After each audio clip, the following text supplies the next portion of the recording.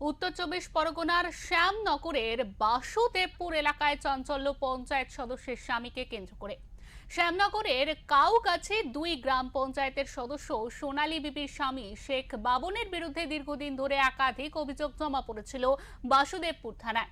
অভিযোগের ভিত্তিতে তদন্ত চালিয়ে শনিবার তাকে গ্রেফতার করে পুলিশ। পুলিশ সূত্রে জানা গিয়েছে, গ্রেফতারের পর শেখ বাবনকে কোমরে দড়ি বেঁধে এলাকায় নিয়ে যাওয়া হয়।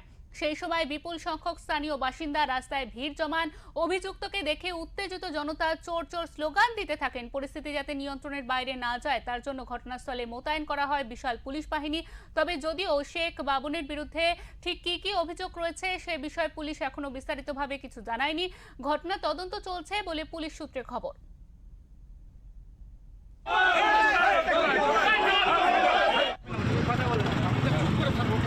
कर रहा है